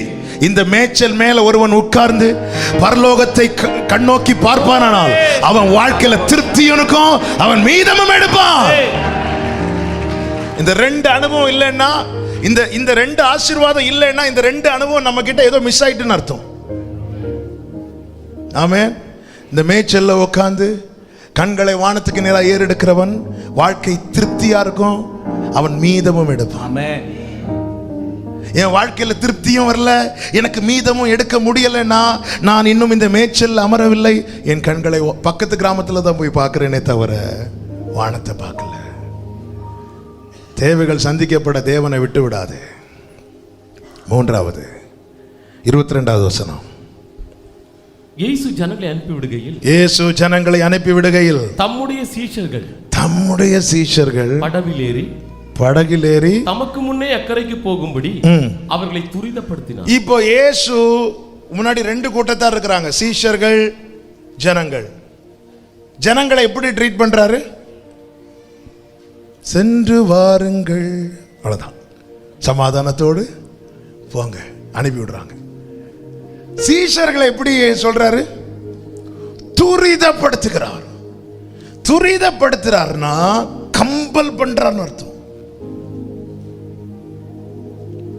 நம்மள அவர் கம்பல் பண்றாரா? யாரை கம்பல் பண்ணுவாங்க? ஆமென். குமாரனே கொஞ்சம் ஃப்ரெண்ட்ல வரீங்களா? ஷாரன் எங்க? 2 பேரும் கொஞ்சம் ஃப்ரெண்ட்ல வாங்க. நிதிஷ் நீ வா. ஒரு புரியும்படியாக, ஃபர்ஸ்ட் சர்வீஸில் அருணனை கூப்பிட்டேன், 2வது சர்வீஸில் பையனை வீட்டில் விட்டு வந்துட்டார். சும்மா வாங்க, புரிகிறதுக்காக. ஏமே வாங்க, மெசேஜ் டைம் போகிறது தானே, மெதுவாக நடந்து வர வா. ஐயோ, நீங்கள் சென்ட்ரல் இல்லைங்க. ஓகே, 2 பேர்கிட்டையும் இது வந்து இவங்க பையன். ஓகே, அண்ணன் கிடையாது, பையன். இப்போ 2 பேர்கிட்டையும் இவங்க ஒரு காரியத்தை சொல்றாங்க செய்யறதுக்கு. ஓகே, 2 பேர்கிட்டையும் ஒரு காரியத்தை சொல்றீங்க, இதை செய்யுங்க அப்படின்னு. யாரை ஃபோர்ஸ் பண்ணுவீங்க? இவன்கிட்ட ரிக்வெஸ்ட் பண்ணலாம், தம்பி இதை செய்வியா, செய்தி கொடுப்பியான்னு ரிக்வெஸ்ட் தான் பண்ண முடியும். இவனை ஃபோர்ஸ் பண்ண முடியாது. ஃபோர்ஸ் பண்ண நீங்க யாரும் கேட்டான்னா, கேட்காட்டாலும் உள்ள கேட்டுட்டு இருப்பான். ஆனா இவனுக்கு பிடிக்குதோ பிடிக்கலையோ, இவனை அவங்களுக்கு ஃபோர்ஸ் பண்ண, கம்பல் பண்ற ரைட்ஸ் இருக்கு.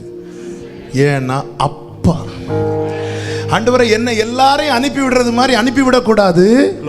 நான் போகலைனாலும் நீங்க என்ன ஃபோர்ஸ் பண்ணணும், நீங்க என்ன கம்பல் பண்ணணும். ஆமென், ஆமென். Thank you. இந்த உறவை பார்க்கணுங்க. ஆண்டவரே சமாதானத்தோடு போய் மற்றவங்களை அனுப்பி விட்டார். கூட இருக்கிறவங்க அப்படி இல்லை, போக மாட்டேன்னா அப்படி இல்லை, போக வைப்பார். எனக்கு நியமித்த பாதையில நானா வரல, என்ன வர வச்சார். என்ன கட்டி இழுக்கிற இடத்துல கட்டி இழுத்தா, தூக்கி போடுற இடத்துல தூக்கி போட்டா, தீயையும் தண்ணீரையும் கடக்க பண்ணினா. ஹல்லேலூயா. என்ன துரிதப்படுத்துகிற என் தகப்பன். அவங்கள விட்டுட்டு என்ன மட்டும் ஏன்? அவங்கள மாதிரி உன்னை விட்டுற கூடாதுப்பா. ஹல்லேலூயா. He is my father. அந்த கோரஸ் அப்பா ஓ அப்பா மகனா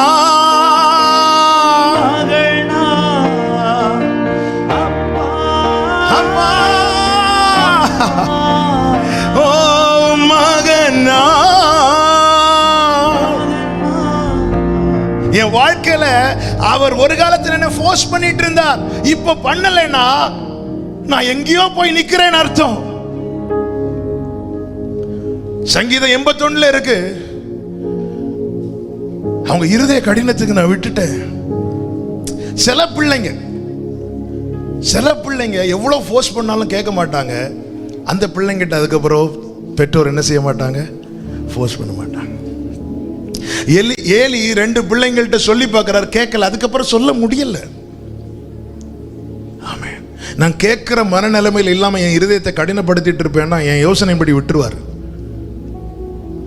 எல்லா ஜனங்களை அனுப்புறது மாதிரி என்ன அனுப்பிடாதீங்க ஆண்டவரே. ஆண்டவரே, நீங்க எனக்கு நியமித்த பாதையில நான் போகாம அடம் பிடிச்சிட்டு இருப்பேன்னா கம்பல் பண்ணி கூட்டிட்டு போங்க ஆண்டவரே. அந்த முழு உரிமையை இந்த ஆராதனை வேளையில இந்த செய்தி கேட்டுக்கொண்டிருக்கும் போது இந்த உரிமை அப்பா நான் முழுவதும் உமக்கு தருகிறேன் என்று எத்தனை பேர் சொல்ல முடியும்? இந்த உரிமை உங்களுக்கு மட்டும்தான். ஹல்லேலூயா. எல்லாரும் கம்பல் பண்ண முடியுமாங்க? பேதுருவை பார்த்து அவர் சொன்ன வார்த்தையெல்லாம் சொல்லவா? எனக்கு பின்னாக சாத்தானே, அற்ப விசுவாசியே, அப்படியே இருக்கிறான். பக்கத்தில் இருக்கிற விசுவாசி கூப்பிட்டு, என்னங்க பாஸ்டர் இப்படி போட்டு அடிச்சிட்டு இருக்கிறார், நீங்க திருப்பியும் சூடு சொரணை ஒன்றும் இல்லாம திருப்பி இங்கேயே வந்து இருக்கிறீங்க. யாரிடம் செல்வோம் இறைவா, வாழ்வு தரும் வார்த்தையெல்லாம் உம்மிடம், நித்திய ஜீவ வசனங்கள். அதன் அர்த்தம் என்ன? நீங்க என்ன திட்டுனாலும் அது என்ன வாழதான் வைக்கும். நீங்க என்ன கடிந்து கொண்டாலும் அது என்ன வாழதான் வைக்கும். நீங்க என்னோடு பேசுகிற ஒவ்வொரு வார்த்தையும் என்னை வாழ வைத்து கொண்டுதான் இருக்கும். ஆண்டவர் பாருங்க, எலியாவை தட்டி எழுப்பினார், சாப்பிடு. பேதுருவை தட்டி எழுப்பினார். ஒருத்தங்க தூங்கிட்டு இருக்கிறாங்கன்னு வைங்களேன், நாம் அவங்கள தட்டி எழுப்பும் போது நம்ம தூங்கிட்டு இருக்கிறோம், ஒருத்தங்க நம்மளை தட்டி எழுப்புறாங்க, எப்படி ரியாக்ட் பண்ணுவோம்? இப்போ நீங்க சர்ச்சில் வந்து தூங்கிட்டு இருக்கிற பக்கத்தில் இருக்கிறவங்க ஆராதனை சொல்லி தட்டி எழுப்புறாங்க, எப்படி ரியாக்ட் பண்ணுவீங்க? இன்னும் முடியலையா? பழைய சர்ச்சில் ஒருத்தர் சொன்னார், அவர் தெரியாம லைட்டா தூங்கிட்டார். பக்கத்தில் இருக்கிறவர் ஓங்கி அடிச்சுட்டு, சர்ச்சில் இருந்து இப்படியா தூங்குறதுன்னு. இவருக்கு வேதனையாகிடுச்சா, நான் இப்படி பண்ணிட்டேன்னு பார்த்தா இவர் தூங்குறது அவர் தூங்குறதுக்கு டிஸ்டர்பன்ஸா இருக்கான். இவரை எழுப்பி விட்டுட்டு, ஏன்னா இவர் தூங்கி அவர் மேல உள்ள அவருடைய தூக்கம் கலைய, அதனால இப்படியா தூங்குறது, நான் இப்படி தூங்குறேன் பாரு.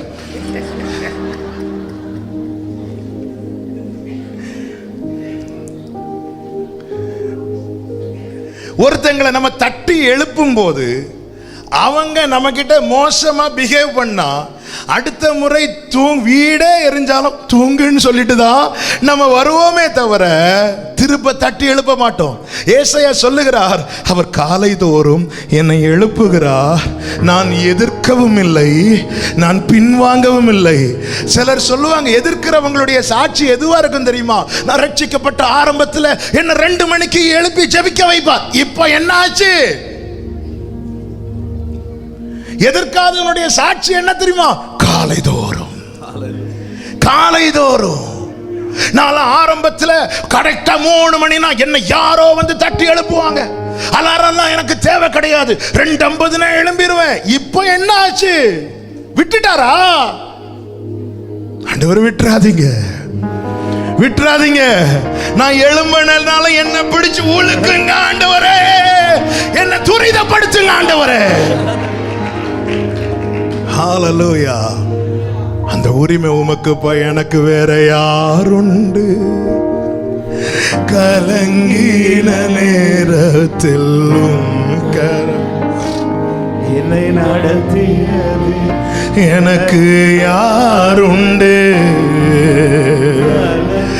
மக்களர் அந்தனரபதரா அந்தனரோலரோ கைகளை உயர்த்தி உடைத்தீர் உடைத்தீர் உருவாக்கினீர் சிற்றித்தீர் சீர்படுத்தினீர் புடமிட்டு ராஜா. ஆண்டவரே என்ன விட்டுறாதீங்க.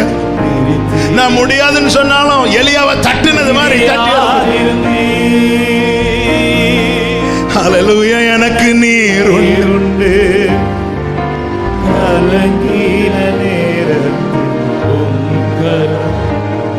என்னை நடத்தியது.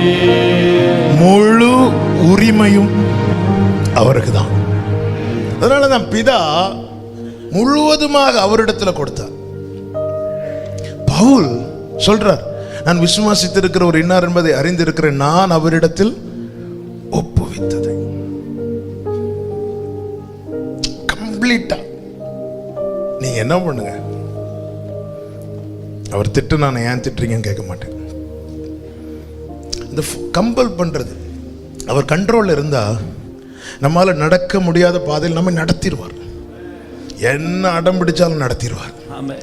நோ நோன்னு என்ன சொன்னாலும். யோனாவை தூக்குனார் பார்த்தீங்களா, தூக்கி கொண்டு வந்து அது அந்த அந்த லைன்ல இருக்கணுங்க.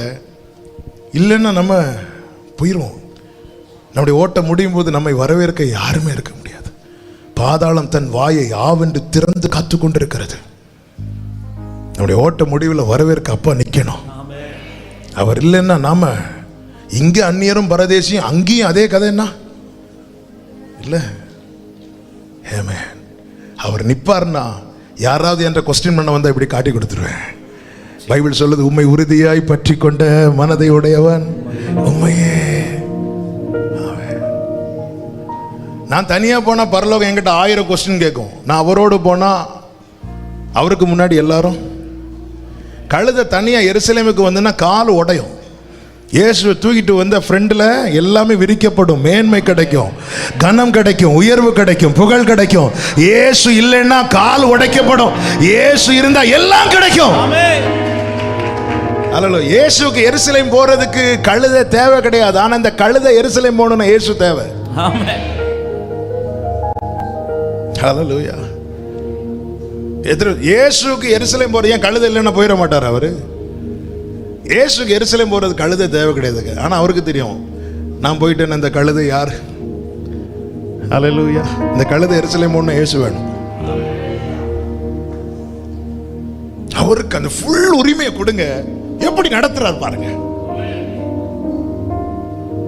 நான் ருசித்ததுனால சொல்றேன்.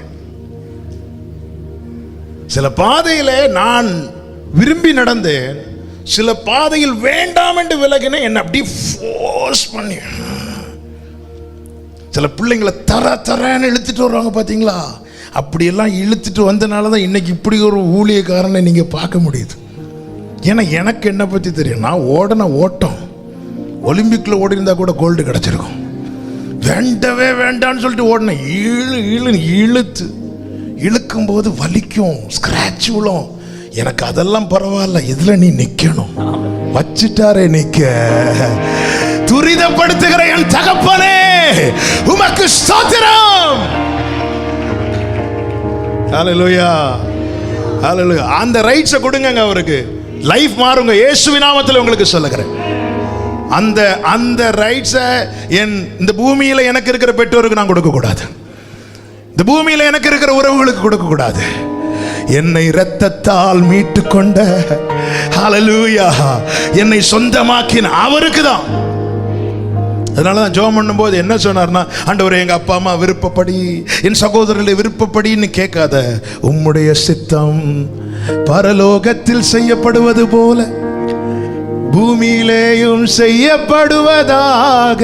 அப்படி ஜெபம் பண்ண சொன்னார். சித்தம் அங்க செய்யறது போல இங்க செய்யணும். இதுதான் ஜெபம். ஆண்டவரே, எங்க அப்பா அம்மா இப்படி விரும்புறாங்க, ஆண்டவரே இப்படி நீ ஜெபம் பண்ணாது. ஏன்னா உங்க அப்பா அம்மா இன்னைக்குள்ள சிச்சுவேஷனை வச்சு உன் லைஃபை பாக்குறாங்க. நான் அப்படி இல்ல, நீ கருவா, நீ ஒரு புழுவா, தாயின் வயிற்றில் தோன்றதுக்கு முன்னாடியே உன்னை நான் ராஜாவை பார்க்க ஆரம்பிச்சிட்டேன், உன்னை நான் ஆசாரியனா பார்க்க ஆரம்பிச்சிட்டேன். ஹல்லேலூயா. நான் நம்புவேன் நம்புவேன் உம்மை மட்டுமே வாழ்வின் நம்பிக்கை நீர்தானே. பாடுங்க. நான் நம்புவேன் உம்மை மட்டுமே வாழ்வின் நம்பிக்கை நீர்தானே. ஆமென் ஆமென் ஆமென். நாலாவதாக 28, 29 வசனங்கள். பேதுரு அவரை நோக்கி, ஆண்டவரே, நீரே ஆனால் நான் ஜலத்தின் மேல் நடந்து உம்மிடத்தில் வர கட்டளையிடும் என்றான். அதற்கு அவர், வா என்றார். நல்ல கவனமா கேளுங்க. இந்த சம்பவம் தெரியும் நமக்கு. அந்த வனாந்தரத்திலே அப்பம் எல்லாம் கொடுத்து திருப்தியான பிறகு சீஷர்களை அக்கறைக்கு போக துரிதப்படுத்த சீஷர்கள் படகில் ஏறி வருகிறார்கள். நடுக்கடலிலே காற்று பயங்கரமா அடிக்குது, கடல் கொந்தளிக்குது. படகு மூழ்கிற தருவாய் வரும்போது இயேசு கிறிஸ்து வழியே நடந்து வருகிறார், கடல் மேல நடந்து வருகிறார். இவர்கள் முதல்ல ஆவேசம் என்று கதறினார்கள். அதன் பிறகு சொன்னார், பயப்படாதீர்கள், நான் தான் என்றார். நான் தான் என்று கேட்டதும் பேதுரு சொல்லுகிறார், நீரேயானால், அந்த வசனத்தை வாசிங்க, நான் உம்மிடத்தில் வர கட்டளையிடும் என்றார். இயேசு சொன்னார், வானார். பேதுரு ஏன் இப்படி கேட்டிருப்பான்? யூசுவலா அப்ப மற்ற 11 பேரும் என்ன கேட்டிருப்பாங்க? இப்ப நாம ஒரு படகுல இருந்து தத்தளிச்சுட்டு இருக்கிறோம். ஓகே, அந்த அந்த சிச்சுவேஷனை அதே போட்ல நாம இருக்கிறோம். இயேசு கடல்ல அப்படி நடந்து வரார். நாம பயந்துட்டு இருக்கும்போது இயேசுவை பார்த்துட்டோம். நாம என்ன கேட்போம்? என்ன கேட்பீங்க? அடுத்து, நான் உம்மிடத்தில் வர கட்டளையிடுன்னு கேட்போமா? இயேசுவே நீங்க என்ன கேட்போம்? லாசரு வீட்டில் மரண படுக்கையா இருக்கிறான். மார்த்தாளும் மரியாளும் லாசருவை கொண்டு வரட்டுமான்னு கேட்டாங்களா, இல்லை இயேசுவை நீங்க வாங்கன்னு கூப்பிட்டாங்களா? நம்ம எல்லாருமே என்னதான் கேட்போம். ஆனா பேதுரு மட்டும் என்ன கேட்கிறாருன்னா, நான் உம்மிடத்தில் வர. இப்படி கேட்க காரணத்தில் ஒன்று எனக்கு நேற்று தியானித்த போது ஆவியானவர் இதை காண்பித்தார். ஏன்னா இதுக்கு முன்னாடி ஒரு சம்பவத்தை பார்த்துட்டு வந்திருக்கிறாங்க. என்ன சம்பவம் அப்படின்னா, வனாந்திர சம்பவம். வனாந்திரத்தில் இவங்க எல்லாம் அனுப்பிவிடுங்கன்னு சொல்லும்போது ஆண்டவர் சொன்னார், என்ன இருக்கு? 5 அப்பம், அதை என்னிடத்தில் கொண்டு வா, என்னிடத்தில் கொண்டு வா. எல்லாம் பார்க்குறாங்க. அவரிடத்தில் கொடுத்ததும் பைபிள் சொல்லுது, அவர் அதை ஆசீர்வதித்து. ஹல்லேலூயா. இந்த அப்பம் இவங்க கிட்ட இருந்தப்போ என்ன செஞ்சாங்க? மறைச்சு வச்சாங்க. ஏன் மறைச்சு வச்சாங்க? இத்தனை பேர், நம்ம வீட்டில் 4 பேர் இருக்கிறோன்னு வைங்களேன், ஒரு அப்பா அம்மா 2 பிள்ளைங்க. ஓகே, ஒரு 5 கேக் வாங்கிட்டு வந்தாச்சு. ஒரு கெஸ்ட்டு ஒருத்தங்க வராங்க. அப்போ நம்ம கால்குலேட் பண்ணுறோம். ஓகே, 1 2 3 4 5, அவங்களுக்கும் சேர்த்து 5. நம்ம எடுத்து ட்ரேயில் வச்சு ஃப்ரெண்டில் கொண்டு வரலான்னு வைக்கும்போது அவங்க கூட இன்னொரு 10 பேர் உள்ளே என்ட்ரு ஆகிட்டாங்க. நார்மலாக என்ன செய்வோம்? அப்படியே பின்னாடி கொண்டு இந்த கேக்கை உள்ளவே அவங்க போனதுக்கு அப்புறம் நாம, ஆண்டவர் சொன்னார், ஆமாம், நான் உனக்கு தந்த நிறைய காரியத்தை நீ வெளியே காட்ட வெட்கப்பட்டு உன் வாழ்க்கை நீ மறைச்சு வைக்கிற, என்கிட்ட கொண்டு வா, என்கிட்ட கொண்டு வா. எல்லா கண்ணுக்கு முன்னாடி நான் அதை பிளஸ் பண்ணி காட்டுறேன். எல்லா கண்ணுக்கு முன்னாடி அதை பிளஸ் பண்ணி காட்டுறேன். நான் அதை ஆசீர்வதிச்சு காட்டுறேன்.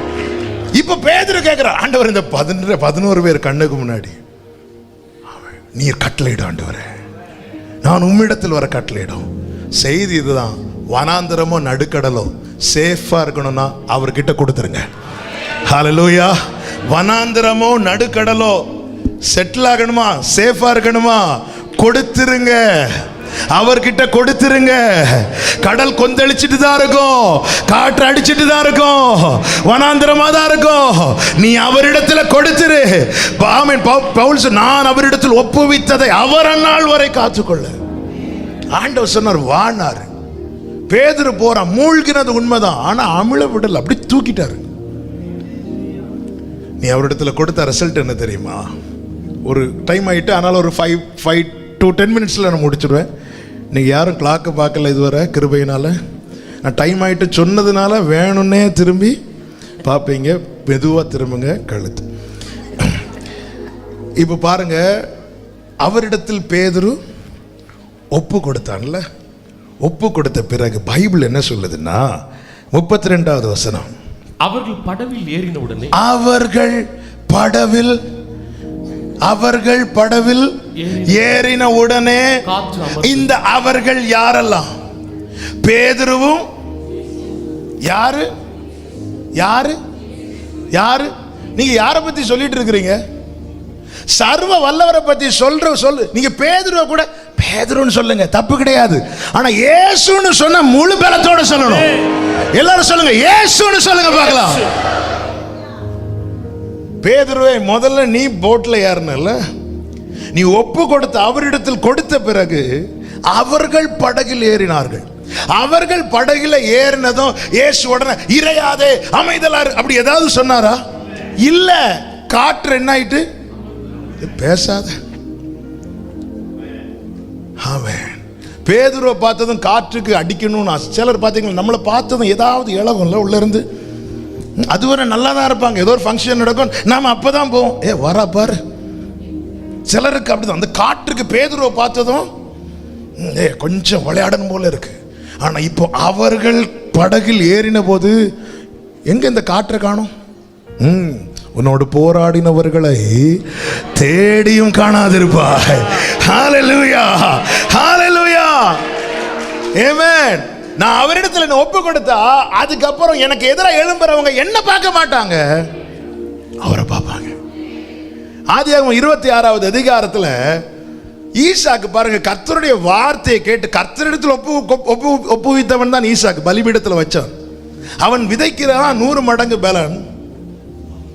அவன் பார்க்குறாங்க, இவனுக்கு அப்பா இல்லைப்பா, இவனை இனி என்ன வேணாலும் பண்ணலான்னு சொல்லிட்டு அதனுடைய 16வது வசனத்தை வாசிங்க. 26:16. நீ எங்களை விட்டு போய் நீ போ அப்படிங்கிறான். மரியாதை கிடையாது, நீ வா போ. இல்ல மரியாதை இல்லை. சிலருக்கு அப்படிதான் இல்ல. இனி அப்படியே 28வது வசனத்தை வாசி. இப்போ கர்த்தர் கூட இருக்கிறத பார்க்கறாங்க. 28வது வசனம். அதற்கு அவர்கள் நிச்சயமாய் கர்த்தர் உன்னோடு சொல்லல, எப்படி சொல்றாங்க? உம்மோடு இருக்கிறார். நீ 27வது வசனம். அப்பொழுது ஈசா, சார் 29, நாங்கள் உம்மை தொடாமல் நன்மையே உமக்கு செய்து உம்மை சமாதானத்தோட அனுப்பிவிட்டது போல நீரும். எப்படி சொல்றாங்க? நீரும். 16ல என்ன சொன்னாங்க? நீ. இப்ப என்ன சொல்றாங்க? நீங்க. மரியாதை இல்லாத இடத்துல எல்லாம் மரியாதை வரும். நீ தனியா படகுல கால் வைக்காத, அடிக்கிறதுக்கு காத்து ரெடியா இருக்கு. அவரோடு கால் வை, அடிக்க நினைக்கிறது காணாமலே போ. அதனாலதான் யாக்கோபு யோசேப்பு கூப்பிட்டு விடுறான்னு சொன்ன போகல, பெர்சபாவுக்கு போய் ஆண்டவர் சொல்றேன் நானும் வரேன். இப்ப போறேன். ஏன் நீங்க இல்லைன்னா அது பையனா இருந்தாலும் எனக்கு மரியாதை கிடையாது ஆண்டவரே. நீங்க இருப்பீங்கன்னா பார்வோனா இருந்தாலும் என் கை கீழே தான் வந்து இருப்பேன் ஆண்டவரே.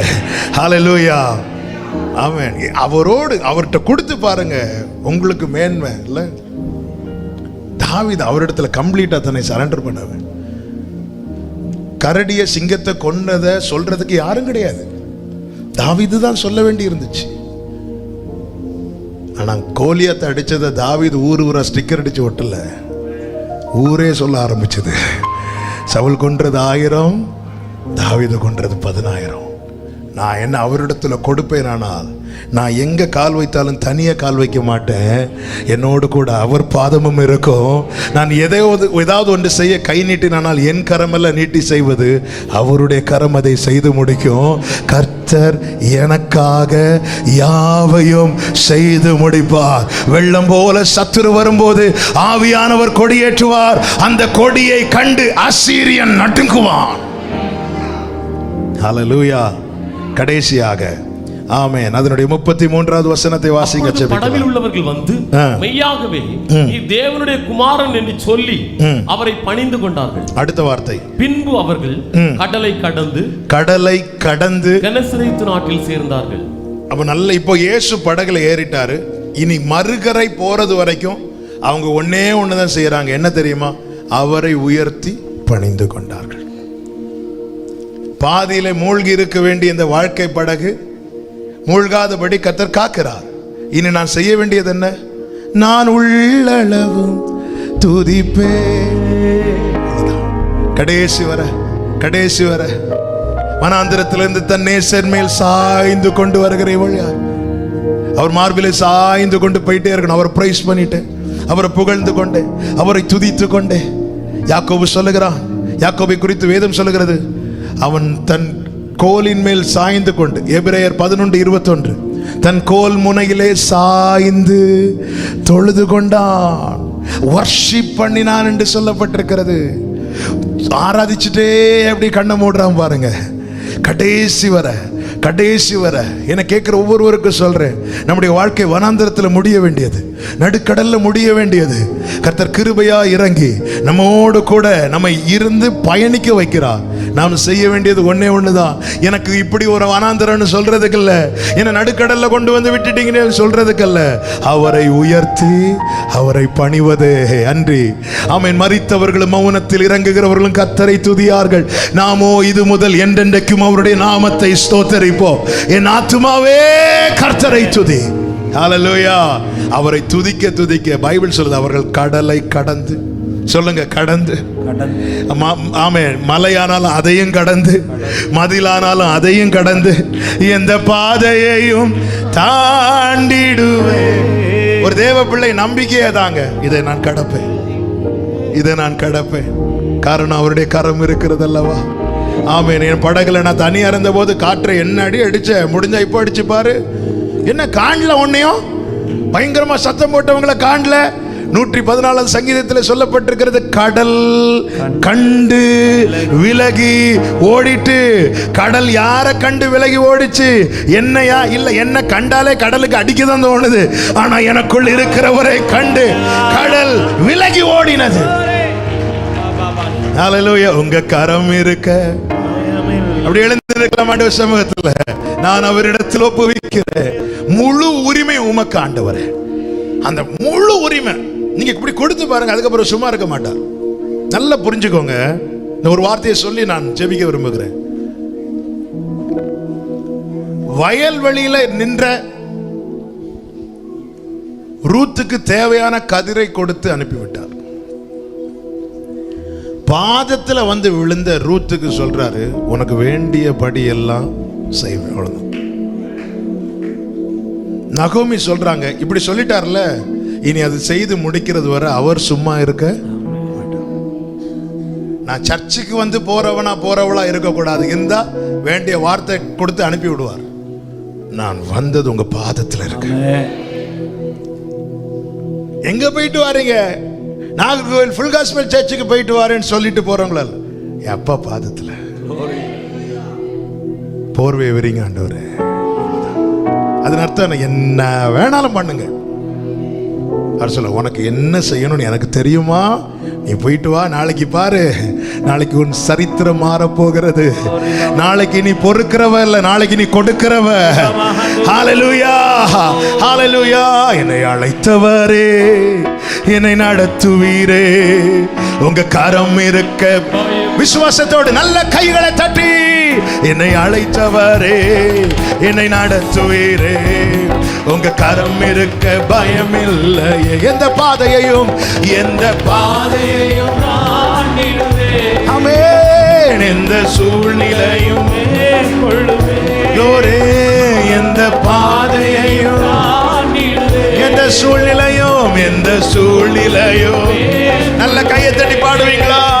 உங்க கரம் இருக்க பயம் இல்லை. உங்க கரம் இருக்க பயம் இல்லையே. உங்க கரம் இருக்க க்ளோரி. உங்க கரம் இருக்க. கருவிலே என்னை கண்டவரே, கருவிலே என்னை கண்டவரே, பெயர் சொல்லி என்னை அழைத்தவரே, கருவிலே என்னை கண்டவரே, ஆமென், பெயர் சொல்லி என்னை அழைத்தவரே, ஓ நன்மைகள் எனக்காய் செய்பவரே, வழுவாமல் என்னை காத்தவரே, இனிமேலும் என்னை காப்பவரே, என்னை அழைத்தவரே, என்னை நடத்துவீரே, உங்க கரம் இருக்க. எத்தனை பேர் விசுவாசிக்கிறீங்க? வனாந்தரமோ சமுத்திரத்தின் ஆழமோ அவர் கையில நான் கொடுத்துட்டேன். இனி அமிழ விட மாட்டா, இனி மூழ்க விட மாட்டா. எந்த பாதையையும் தாண்டிடுவே, எந்த சூழ்நிலையும் மேற்கொள்ளுவே, எந்த பாதையையும்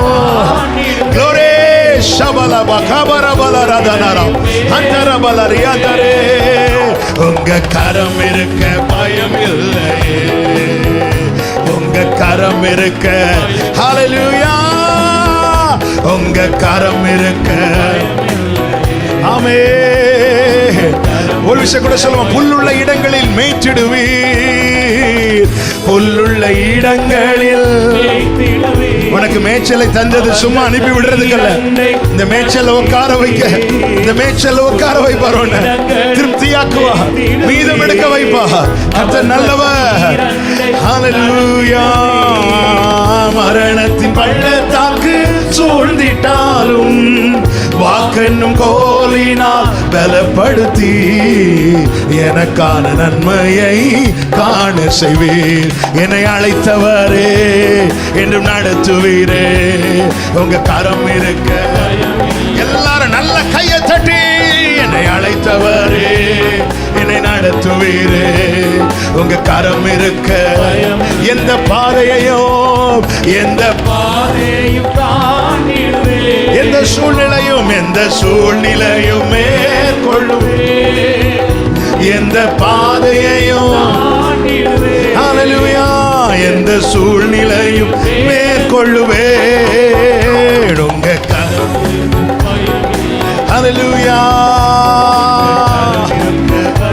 ஓ ஹல்லேலூயா, உங்க கரம் இருக்க பயம் இல்லையே, உங்க கரம் இருக்க.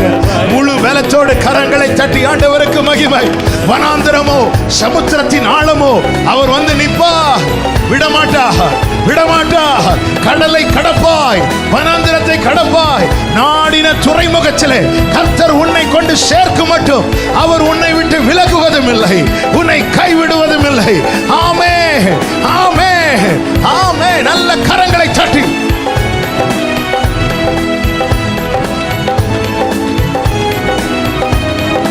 hallelujah, hallelujah, amen, amen, amen. Thank you Father. அப்படி ரெண்டு கைகளை வானத்துக்கு நேராக உயர்த்தி, ஏசையா உம்மைத்தான் என் முன்னே நிறுத்தியுள்ளே, ஏசையா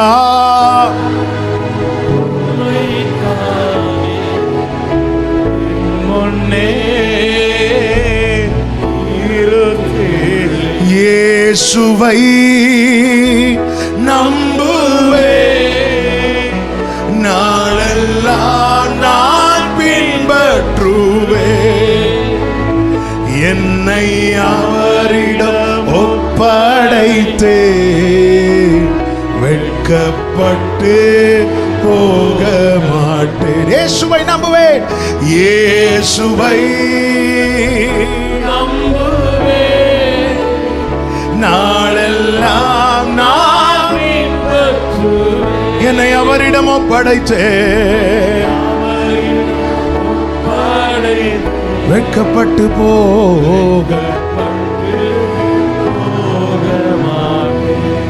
நான் உம்மிடத்தில் வர எனக்கு கட்டளையிடும். ஆண்டவர் நோ சொல்ல மாட்டார், வான் தான் சொல்லுவார். நீ வா, தருகிறேன் ஆண்டவரே. ஒரு 2 நிமிஷம் உங்களால ஆண்டவர்கிட்ட ஒப்பு கொடுக்க முடியுமா? முழு உரிமை உங்களுக்கு ஆண்டவரே.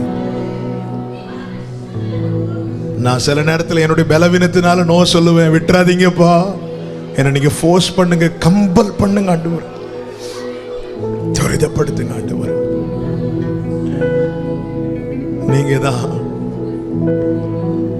நீங்க தான் ஏதாவது என்று எதிர்பார்த்து நீங்க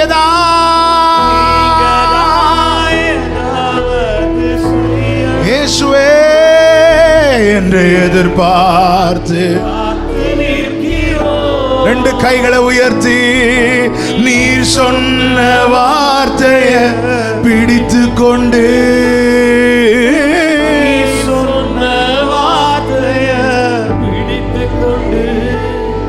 உங்க முகத்தையே நோக்கி இருக்கிறோம், உங்க முகத்தையே ஒரே சத்தமா இருதயத்திலிருந்து எழும்பட்டு அற்புதம் செய்யுங்கப்பா, அற்புதம் செய்யுங்கப்பா. இங்க மனதார பிள்ளைகளை வாழ்த்தி ஆசீர்வதித்து ஜெபிக்கிறேன் ஆண்டவரே. வனாந்திரமோ நடுக்கடலோ கர்த்தர் அறிவீரப்பா ஆண்டவரே. இந்த கடலை கடக்க உம்மாலே கூடும், இந்த படகை ஆசீர்வதிக்க உம்மால் கூடும் ஆண்டவரே. உம்முடைய பிள்ளைகளை வாழ்த்தி ஆசீர்வதிக்கிறேன் இயேசுவின் நாமத்தில்.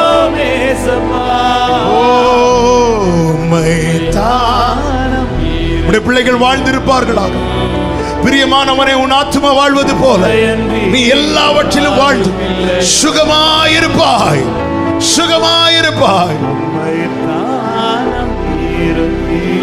ஹல்லேலூயா.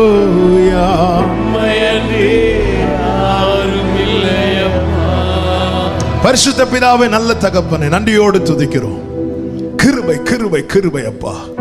கிருபையா உங்க சமூகத்தில் எங்களை அழைத்து கொண்டு வந்து பாட, துதிக்க, ஆராதிக்க, ஜெபிக்க வைத்து எங்களோடு பேசி எங்களை பலப்படுத்தி, நாங்க பல நேரத்தில் வனாந்திரம் அவ்வளவுதான் நினைச்சோம் ஆண்டவரே. நடுக்கடலின் ஆழம் முடிந்தது என்று நினைத்தோம், இல்லைன்னு சொல்லிட்டீங்க ஆண்டவரே. நீர் இருக்கிறீரப்பா, உம்மிடத்தில் எங்களை தருகிறோம். எங்களை ஆசீர்வதிக்க, எங்களை பாதுகாக்க, இந்த கடலை, இந்த சமுத்திரத்தை, இந்த மதிலை கடக்க பண்ண நீர் போதுமானவராய் இருக்கிறீர் ஆண்டவரே. முழு உரிமை உமக்கே ஆண்டவரே, எங்க முழுமை உமக்கு ஆண்டவரே. எங்கள் ஆவி, எங்கள் ஆத்துமா, எங்கள் சரீரம் முழுவதுமாய் தருகிறோம். நீர் நடத்தும், நீர் நடத்தும், நீரே நடத்தும். உடைய பிள்ளைகளை அப்படியே நடத்தி ஆசீர்வதிங்க, வாழ்ந்திருக்க செய்வீராக ஆண்டவர். ஆவிக்குரிய பூமிக்குரிய எல்லா நிலையிலும் உடைய பிள்ளைகள் செழித்தோங்க கத்த கிருபை செய்வீராக. என் தேவனால் கூடாதது ஒன்றுமில்லை. கொடுக்கப்பட்ட அப்பங்களை கையில் எடுத்ததோ நீங்க பிளஸ் பண்ணீங்க ஆண்டவரே. ஆண்டவர், நாங்க ஆண்டவரே எங்களுக்கு கொடுக்க ஒண்ணு இல்லைன்னு சொல்லி எங்க வாழ்க்கைய அந்த அப்பங்களை மறைத்து வைத்தது போல நாங்க மறைச்சு மறைச்சு வச்சுட்டோம் ஆண்டவரே. இல்ல தகப்பனே, உம்முடைய கரத்தில் தருகிறோம். எவரையும் மேன்மைப்படுத்தவோ பலப்படுத்தவோ உம்முடைய கரத்தினால் ஆகும் ஆண்டவரே, ஆகும் ஆண்டவரே. நன்றி செலுத்துகிறோம், வல்லமையுள்ள கரங்களில் தாழ்த்துகிறோம். உடைய பிள்ளைகளை சமாதானத்தோடு அனுப்பும். தெய்வ பிரசன்னம், தேவனுடைய பாதுகாவல் எப்பொழுதும் தங்கி இருக்கட்டும். திருப்தியாக்கும், கிருபைக்குள்ள மூடி மறைத்து காத்துக்கொள்ளும். கனம், மகிமை, துதி, ஸ்தோத்திரம் எல்லாமும் ஒருவருக்கே செலுத்துகிறோம் இயேசு கிறிஸ்துவின் நாமத்தில் பிதாவே, ஆமீன். சேர்ந்து சொல்லுவோம். என் ஆத்துமாவே கர்த்தரை ஸ்தோத்திரி, முழுவதுமே அவருடைய பரிசுத்த நாமத்தை ஸ்தோத்திரி. என் ஆத்துமாவே கர்த்தரை ஸ்தோத்திரி, கர்த்தர் செய்த சகல உபகாரங்களை மறவாதே. ஆமென். நம்முடைய கர்த்தராகிய இயேசு கிறிஸ்துவின் கிருபையும் பிதாவாகிய தேவனுடைய அன்பும் பரிசுத்த ஆவியானவருடைய ஐக்கியமும் சிநேகமும் பாதுகாவலும் நம் அனைவரோடும் எல்லா பரிசுத்தவான்களோடு கூட கர்த்தருடைய வருகை மட்டும் தங்கி இருப்பதாக. ஆமென். ஹல்லேலூயா. God bless you. கர்த்தர் உங்களை ஆசீர்வதிப்பாராக. ஆமென்.